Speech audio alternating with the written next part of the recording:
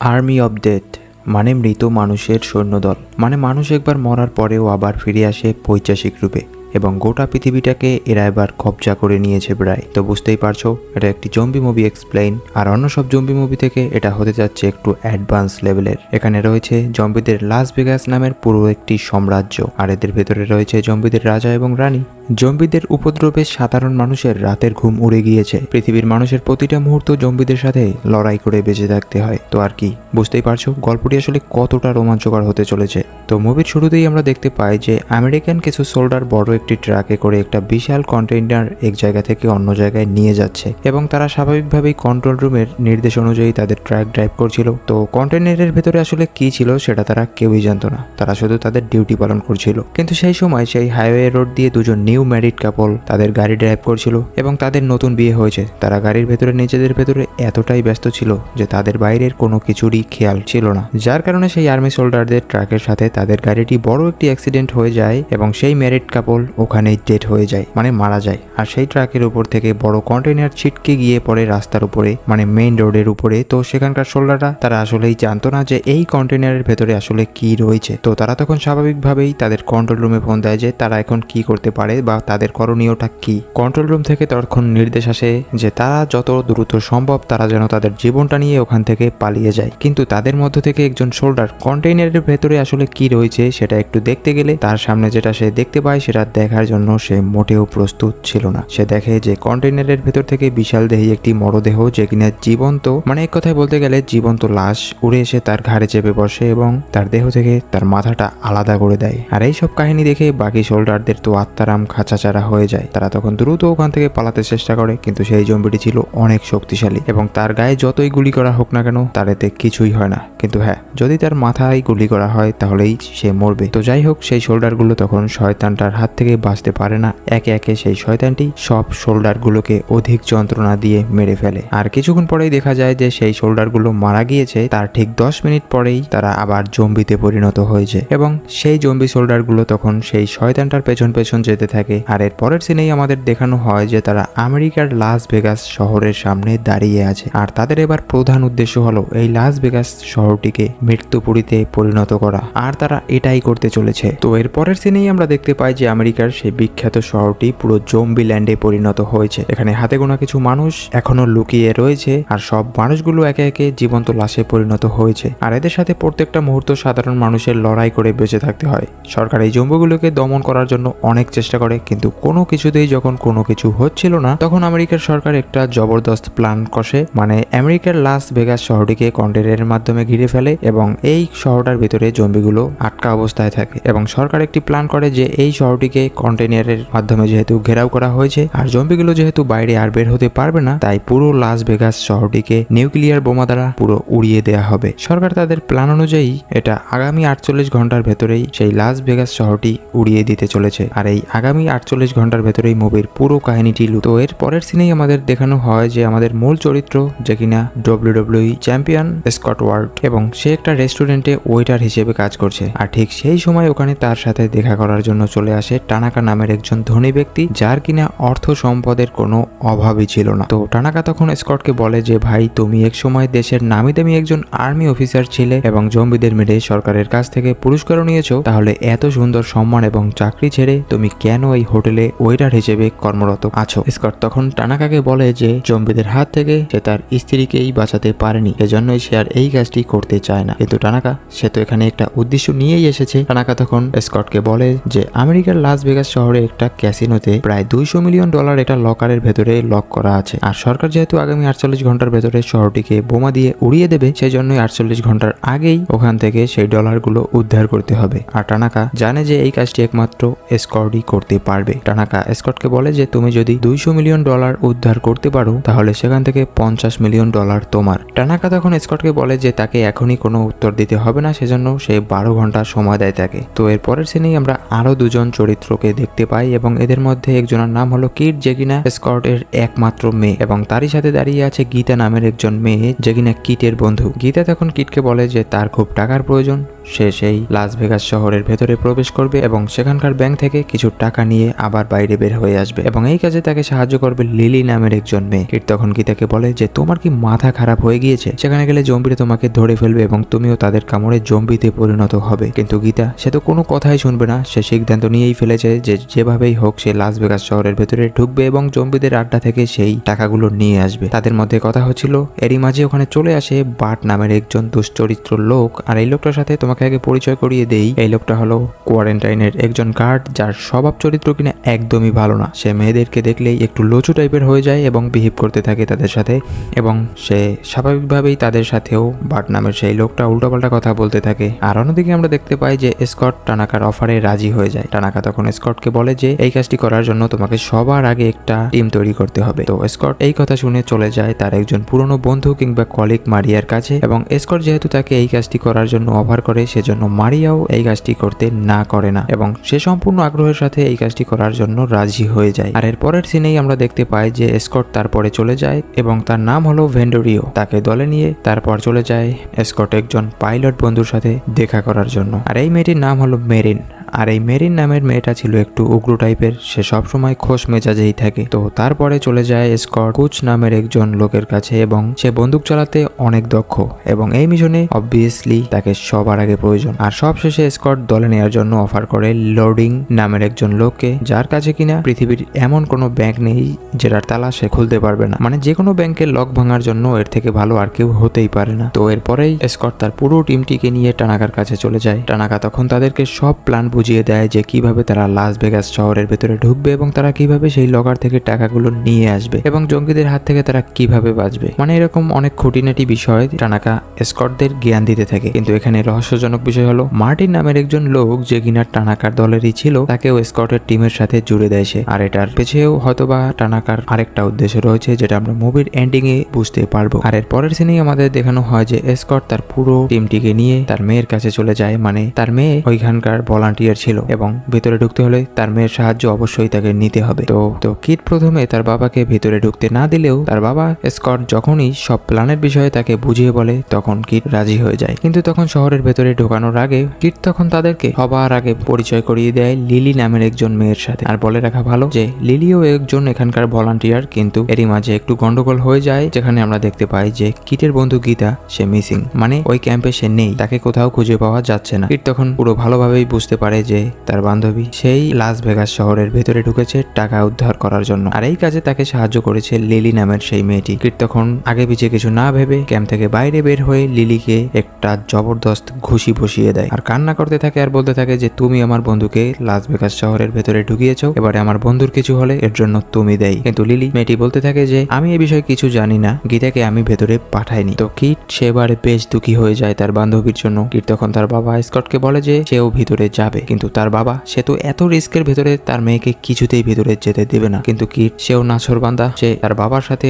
অনেক কথার কাটাকাটি করে এবং এক পর্যায়ে তার বাবা রাজি হয়ে যায় এবং তারা সবাই সেই লাস ভেগাস শহরে প্রবেশ করার জন্য প্রস্তুতি নিতে থাকে। তো এখানে আমরা আরো একটি বিষয় লক্ষ্য করলেই দেখতে পাই যে লিলি, যার কিনা এই মিশনে প্রধান একটি ভূমিকা রয়েছে বা থাকবে, সে তখন স্কটকে একটা প্ল্যান সম্পর্কে জানায় যে তাদের সাথে আরো একজন মেম্বারকে নিতে হবে, আর সেটার জন্য তারা সেই পার্ট নামের লোকটাকে বেছে নেয়, তাও আবার মাত্র $200 বিনিময়ে। তো এবারে আর কি সবাই প্রস্তুতি নিয়ে নেয় আমেরিকার বিখ্যাত লাস ভেগাস শহরে জম্বি ল্যান্ডে প্রবেশ করার জন্য। তো তারা যখনই ভেতরে ঢুকে তখনই তাদের সামনে তারা লাশের পাহাড় দেখতে পায়। মানে ভেতরে একের পর এক লাশ এখানে ওখানে ছড়িয়ে ছিটিয়ে রয়েছে, মানে লাশগুলো জীবন্ত, রোদের অধিক তাপ সহ্য করতে না পেরে তারা চুষে পুরো শুটকি হয়ে গিয়েছে। কিন্তু যখনই এদের উপরে বৃষ্টি পড়বে বা কোনো পানি পড়বে তখনই তারা আবার জীবন্ত হয়ে যাবে। কিন্তু তারা আরেকটু ভেতরে ঢোকার পর একটি জম্বি বাঘকে দেখতে পায়, মানে তারা পশুকেও ছাড় দেয়নি। আর এই জম্বি বাঘটি ছিল এই শহরের পাহারাদার, মানে লোক যেমন তার নিজের বাসা বাড়ি পাহারা দেওয়ার জন্য কুকুর রাখে, বিষয়টা ঠিক তেমনই কিছু। তো বাঘ জম্বিটি বেশ হিংস্র ছিল, সেই জম্বিটির কাছ থেকে সবাই লুকিয়ে থাকে কারণ সে সামনে এসে পড়লে আর রক্ষা নেই। আর এরই মাঝে লিলি তার কাজ শুরু করে দেয়। লিলি তখন সেই বাটের পায়ে গুলি করে দেয় আর বাটকে ওখানে মাটিতে ফেলে বেঁধে ফেলে। আর স্বাভাবিকভাবে বাকি টিম মেম্বাররা বলতে থাকে যে এই সব কি হচ্ছে, তুমি বাটের পায়ে গুলি মেরেছো কেন? লিলি তখন সবাইকে উদ্দেশ্য করে বলে যে আমাদের সামনে এগোতে হলে জঙ্গিদের নিয়মেই সামনে এগোতে হবে, না হলে আমরা সবাই মারা পড়বো। মানে এখানে যদি একজন মানুষকে জম্বিদের জন্য উপহার হিসেবে দেয়া হয় তাহলে জম্বিগুলো আর কাউকে কিছু বলবে না, যদিও এটার কোনো গ্যারান্টি নেই কারণ মানুষের সাথে এদের জন্মান্তরের শত্রুতা। তো যাই হোক, বাটকে যখন মাটিতে ফেলে বেঁধে রাখা হয়েছে ঠিক তখনই ওখানে জম্বিদের রানী চলে আসে আর তার সাথে একটা বডিগার্ড জম্বিও চলে আসে ওখানে, এবং দুজন মিলে বাটকে টানতে টানতে ওখান থেকে তাদের আড্ডায় নিয়ে যায়। এবং সেখানে আমরা লক্ষ্য করলে দেখতে পাই যে জম্বিদের পার্টি চলছে এবং সেখানেই বাটকে নিয়ে যাওয়া হয়েছে। কিছুক্ষণ পরেই ওখানে জিউস নামের রাজা জম্বিটি চলে আসে। সেই রাজা জম্বিটি এসে রানীর পেটের কাছে কান পেতে কি যেন একটা শুনছে, আর এর থেকেই আমরা বুঝতে পারি যে রানী জম্বিটি গর্ভবতী ছিল আর তাদের সন্তান কিছুদিনের মধ্যেই পৃথিবীতে আসতে চলেছে। তো উপহার হিসেবে বাটকে পেয়ে সব জম্বিগুলো খুশিতে একেবারে আত্মহারা হয়ে পড়েছে। আর অন্যদিকে একটু ঝামেলা হয়ে যায়, মানে যেই বিল্ডিং এ সেই টাকাগুলো রাখা ছিল, মানে ক্যাসিনো বিল্ডিং এ, সেই বিল্ডিং এ জম্বিরা পার্টি করছিল। লিলি এবার তাদের প্ল্যানটা একটু চেঞ্জ করে নেয় এবং তারা অন্য আরেকটা বিল্ডিং দিয়ে সেই লকার অব্দি পৌঁছানোর জন্য রওনা দেয়। আর এই সব কর্মকাণ্ড উপর থেকে লক্ষ্য রাখছিল জিউস নামের সেই বস জম্বিটি, মানে জম্বিদের রাজা, মানে এই সাম্রাজ্যের রাজা। তো স্কট আর তার টিম যখনই সেই বিল্ডিং এর উদ্দেশ্যে রওনা দেয় এবং গন্তব্যস্থান অব্দি পৌঁছানোর জন্য চেষ্টা করে তখন তারা দেখে যে ওই বিল্ডিংটিও পুরো জম্বিতে ভরা রয়েছে, কিন্তু অন্ধকারে জম্বিগুলো ঘুমোচ্ছে। তখন লিলি সবাইকে সাবধান করে দেয় যে কোনো শব্দ বা কোনো আলো না জ্বালিয়ে আমার পেছন পেছন সবাই যেন আসে। কিন্তু এখানে চেম্বার্স নামের সেই মেয়েটি একটা বিষয় লক্ষ্য করে যে টানাকার সেই গোয়েন্দা মানে মার্টিন নামের লোকটার ভাবভঙ্গি তেমন একটা সুবিধার ঠেকছে না। চেম্বার্স তখন বলে যে এখান থেকে একটু বাইরে বের হতে দাও, তারপর তোমাকে দেখে নিচ্ছি। মার্টিন তখন সেখানে একটা গন্ডগোল বাঁধিয়ে দেয়, মানে সেই জম্বুগুলোকে জাগিয়ে তোলে আর জম্বিগুলো একে একে তাদের উপরে হামলা করতে থাকে। আর ওদিক থেকে মার্টিন তো ওখান থেকে পালিয়ে যায় স্বার্থপরের মতো। তো এবারে স্কটের টিম বেশ বিপদে পড়ে যায়, তাদের উপরে জম্বিদের একের পর এক হামলা হতে থাকে। তো এখানে চেম্বার্স বেশ ভালোভাবেই ফেসে যায় জম্বিগুলোর ভেতরে। তো চেম্বার্স তাদের সাথে অনেক লড়াই করতে থাকে, কিন্তু কোনো কিছুতেই যখন কোনো কিছু হচ্ছিল না ঠিক তখনই একটা জম্বি এসে তার হাতে কামড় বসিয়ে দেয়। তো এবারে আর কিছুই করার নেই, চেম্বার্সও এবার এদের মতো জম্বি হয়ে যাবে। তো এটা দূর থেকে লক্ষ্য করছিল তার বন্ধু ব্রুজম্যান, এবং সে আর কিছু না ভেবে তার বন্ধুর গ্যাস লাইনের উপরে গুলি করে দেয় আর ওখানে বড় একটা ব্লাস্টের কারণে পুরো জম্বি সহ তার বন্ধুও মারা যায়, মানে পুরে ছাই হয়ে যায়। তো বাকি যে কজন বেঁচে ছিল তারা তখন ক্যাসিনো বিল্ডিং এর উদ্দেশ্যে রওনা দেয় যেখানে কিনা লকারটি রাখা ছিল। লিলি তখন সবাইকে উদ্দেশ্য করে বলে যে আমাদের দুই ভাগে ভাগ হয়ে কাজটি সম্পূর্ণ করতে হবে, মানে এক দল বাইরে পাহারা দেবে আর এক দল ভেতরে থাকবে। তো লিলি তখন ক্যাসিনো বিল্ডিং এর বাইরে জোর জোরে ফায়ার করতে থাকে। সেই ফায়ারের শব্দ শুনে ওখানে জম্বিদের রানী চলে আসে এবং তার সাথে সেই বডিগার্ড জম্বিটিও চলে আসে। আর এখানে আমরা দেখতে পাই যে মার্টিন নামের সেই লোকটি যে কিনা টানাকার একজন গোয়েন্দা ছিল, সে তখন এমনই একটি বন্দুক সেই জম্বি রানীর দিকে ছুড়ে মারে যেটার দ্বারা একটা তারের মাধ্যমে সেই রানীর বডি পুরো পেঁচিয়ে মাটিতে শুয়ে পড়ে। আর এটা দেখে সেই বডিগার্ড জম্বিটিও মার্টিনের উপরে হামলা করতে আসে, কিন্তু ঠিক সেই সময় লিলি সেই জম্বিটার মাথায় গুলি পড়ে তাকে ওখানেই মেরে ফেলে। তো মার্টিন এবারে এমনই একটি কাজ করে যেটা তার করা একদমই ঠিক হয়নি। সে তখন একটা তার দিয়ে সেই রানী জম্বিটির মাথা বডি থেকে আলাদা করে দেয়। আর যখনই সেই রানীর মাথাটি কাটছিল তখন সেই জম্বিটি বেশ জোরে জোরে চিৎকার করতে থাকে। মার্টিন তখন লিলিকে বলে যে এই কাটা মাথাটাই হবে আমাদের প্রধান অস্ত্র, এই কাটা মাথা দিয়ে আমরা জম্বিদের উপরে বল প্রয়োগ করব। কিন্তু লিলি মার্টিনকে বলে যে এই কাজটি তোমার মোটেও ঠিক হয়নি, কারণ যখনই এখানে কোনো জম্বি তাদের রানীকে খুঁজতে আসবে এবং এসে দেখবে যে তাদের রানীর মাথাবিহীন বডিটি পড়ে রয়েছে তখন তারা সব নিয়ম কানুন ভুলে যাবে, তারা তখন অন্য কোনো কিছু চিন্তা না করে আমাদের উপরে হামলা করে বসবে। যাই হোক, তখন অব্দি সবকিছু ঠিকঠাক ছিল, কিন্তু সামনের সময়গুলো তাদের জন্য তেমন একটা সুবিধার ছিল না, যেটা আমরা একটু পরেই দেখতে পারবো। আর অন্যদিকে ডেটর এবং ভেন্ডোরিও তারা সেই ক্যাসিনো বিল্ডিং এর ভেতরে প্রবেশ করে এবং তারা লকারের পাশে অনেকগুলো মরদেহ দেখতে পায়। ভেন্ডোরিও তখন ডেটরকে বলে যে এইগুলো হয়তোবা আমাদেরই লাশ, আমরা একটা টাইম ট্র্যাপে ফেসে আছি, মানে আমরা বারবার আসছি আর মারা যাচ্ছি, আর এই কাজগুলো আমাদের দিয়ে করাচ্ছে টানাকা। আসলে এই কথাটা কিসের জন্য সে বলেছে সেটা আমরা মুভির এন্ডিং এ দেখতে পারবো। তো যাই হোক, এখানে তাদের বসে থাকলে চলবে না, তারা সামনের দিকে এগিয়ে যেতে শুরু করে। ভ্যান্ডোরিও তাদের সবাইকে উদ্দেশ্য করে বলে যে এখানে হয়তোবা কোনো মরণ ফাঁদ রয়েছে যার জন্য এটাকে আগে আমাদের পরীক্ষা করা উচিত। সেজন্য তারা দুজন জম্বিকে বেছে নেয় এবং জম্বি যখন সামনের দিকে এগোতে থাকে তখনই সেই লকারের ফাঁদগুলো অ্যাক্টিভেট হয়ে যায়, আর এই ফাঁদগুলো একবারই কাজ করবে। তো একটা জম্বি যখন কিছু দূর এগিয়ে যায় তখন দুপাশ থেকে একটা দেয়ালের চাপ এসে তাকে পুরো থেতলে দেয়। তো এবারে আর কি বাধাহীনভাবে সবাই লকারের কাছে এগিয়ে যেতে থাকে, আর সেই অল্প বয়সী ছেলেটি সেই লকারটিও খুলে ফেলে। আর সেই লকারটি খুলে ফেলার পর লকারের ভিতরে যেটা থাকার কথা ছিল তারা সেটাই দেখতে পায়, মানে টাকা পয়সায় পুরো ভর্তি ছিল লকারটি। তারা তখন খুশি মনে সেই লকারটি থেকে টাকাগুলো বাইরে বের করে আনে এবং টাকাগুলো একটি ব্যাগ ভরতে থাকে। আর অন্যদিকে জিউস মানে জম্বিদের রাজা, সে তখন তার রানীকে খুঁজতে খুঁজতে তার রানীর মরদেহের কাছে চলে আসে। আর সেখানে এসে সে দেখতে পায় যে তার রানীর মাথাবিহীন বডি ওখানে পড়ে আছে। সেটা দেখে রাগে খুবই চিৎকার করতে থাকে জিউস তখন তাদের রানীকে কোলে নিয়ে তাদের আড্ডায় চলে যায় এবং তার রানীর পেট চিরে তাদের বাচ্চাটি বের করে নিয়ে আসে। তাদের বাচ্চাটা তখনই মারা গিয়েছে। জিউস তখন তার সব জম্বি বাহিনীকে অর্ডার করে যে ক্যাসিনো বিল্ডিং এর ভেতরে যত লোক হয়েছে তাদের সবাইকে মেরে ফেলতে হবে। এবং এর পরের সিনটি ছিল পুরো দেখার মতো, মানে অ্যাকশনেবল জম্বি এবং মানুষের যুদ্ধ। সব জম্বিগুলো মানুষের উপরে, স্কট বাহিনীদের উপরে ঝাঁপিয়ে পড়ার জন্য দৌড়াতে থাকে এবং সেই ক্যাসিনো বিল্ডিং এর দিকে এগোতে থাকে। আর জম্বিদের রাজা জিউস সে তার একটা ঘোড়া জম্বির উপরে চেপে বসে এবং তার মুখে একটি মাস্ক পরে নেয়। তারপরে সবাই মিলে স্কট এর বাহিনীর উপরে হামলা করার জন্য এগোতে থাকে। আর অন্যদিকে স্কট বাহিনী একটা নিউজ চ্যানেলে দেখতে পায় যে পুরো লাস ভেগাস শহরটি যে টাইমে উড়িয়ে দেবার কথা ছিল সেই টাইমের থেকে আরো কিছু ঘন্টা আগে শহরটি বোমা দিয়ে উড়িয়ে দেওয়ার সিদ্ধান্ত নিয়েছে সরকার। তো এবারে তাদের উপরে তো আরো প্রেসার পড়ে যায় যে এবারে খুব দ্রুত এখান থেকে তাদেরকে বের হতে হবে, না হলে নিউক্লিয়ার বোমের বিস্ফোরণে তারাও মারা যাবে এখানেই। কিন্তু এই কথা ভাবতে ভাবতে সেই ক্যাসিনো বিল্ডিং এ জম্বিগুলো এসে পড়ে। আর স্কট আর মারিয়া যখনই টাকাগুলো নিয়ে লিফটে উঠে পড়ে, লিফট খোলার পরে প্রথমে মারিয়ার ঘাটটি জম্বিরা মটকে দেয়, তাও আবার স্পটের সামনে। আর এই বিষয়টিতে স্কটের কিছুই করার ছিল না। স্কটও তখন জম্বিদের সাথে পুরোপুরি লড়াই করতে থাকে। তো ভাই জম্বিদের সংখ্যা এতটাই বেশি ছিল যে তাদের সাথে লড়াই করে জয়লাভ করাটা মোটেও সহজ কাজ ছিল না, বলা যায় একেবারে অসম্ভব একটি কাজ। আর এর পরের সিনেই আমরা দেখতে পাই যে বেটর আর ভেন্ডরিও লকারের কাছে ছিল আর সেখানে জিউস মানে জম্বিদের রাজা চলে আছে। তো ভেন্ডরিও সে অনেক শক্তিশালী একজন ছেলে, সে তখন জিউসের সাথে লড়াই করার জন্য জিউসের সামনে গিয়ে দাঁড়ায়, কিন্তু জিউসের শক্তি ছিল তার 10 গুণ। তার সাথে লড়াই করে পারাটা মোটেও খুব সহজ কাজ না। তো এর ভিতরেই আমরা লক্ষ্য করি যে ডেটর তার জীবনটা নিজে বিসর্জন দিয়ে দেয় আর ভেন্ডরিওকে সেই লকারের ভেতরে বন্দি করে নেয়। তো এবারে আমরা দেখতেই পাচ্ছি যে পুরো লাস ভেগাস শহরটির ভেতরে জম্বিদের পুরো হাঙ্গামা চলছে, মানে স্কট বাহিনীদেরকে তারা তন্ন তন্ন করে খুঁজছে, মানে যেখানেই তাদের পাবে সেখানেই তাদের চিড়ে ফেরে ফেলা হবে। তো এখানে আমরা দেখতেই পারছি যে জম্বিদের দলের শক্তি এতটাই বেশি ছিল যে তাদের সাথে লড়াই করে বেঁচে থাকাটা একেবারেই অসম্ভব একটি কাজ হয়ে দাঁড়িয়েছে। তো ঠিক সেই সময় আমরা দেখতে পাই যে স্কট তার মেয়ে কিটকে খুঁজে পাচ্ছে না, মানে কিট মিসিং, তাকে খুঁজে পাওয়া যাচ্ছে না। এবং কিট তখন তার বন্ধুকে খোঁজার জন্য বেরিয়ে পড়ে, মানে গীতাকে খোঁজার জন্য বেরিয়ে পড়ে এবং কিট তার বন্ধুকে উদ্ধারও করে। আর এক পর্যায়ে স্কটও তাদের দুজনকেই খুঁজে নেয় এবং তাদেরকে নিয়ে তাড়াতাড়ি বিল্ডিং এর ছাদে চলে যায়। এবং সেখানে আমরা লক্ষ্য করি যে জিউস একটা হাতে রড নিয়ে ওখানে চলে আসে আর লিলি তখন বলে যে খবরদার সামনে এগোলে তোমার রানীর মাথা গুলি করে ফুটো করে দেব। কিন্তু ভাই জিউস সে ছিল অনেক ধুরন্ধর এবং শক্তিশালী একজন জম্বি। জিউস তখন তার হাতের রডটি এত জোরে লিলির দিকে ছুড়ে মারে যে লিলি কিছু করার আগেই সেই রডটি লিলির পেটের ভেতরে ভেদ করে দেয়ালে গেঁথে পড়ে। লিলি তখন সেই জিউসের রানীর মাথাটি বিল্ডিং এর ছাদ থেকে নিচে ফেলে দেয়। আর আমরা লক্ষ্য করলে দেখতে পাই যে সেই রানীর মাথাটি মাটিতে পড়ে একেবারে থেতলে যায়। আর অন্যদিকে স্কট যখনই তার মেয়ে কিটকে এবং গীতাকে হেলিকপ্টারে উঠাবে তখনই ওখানে জিউস চলে আসে আর হেলিকপ্টারের ভেতরে ঝাঁপ দিয়ে দেয়। তো জিউসের সাথে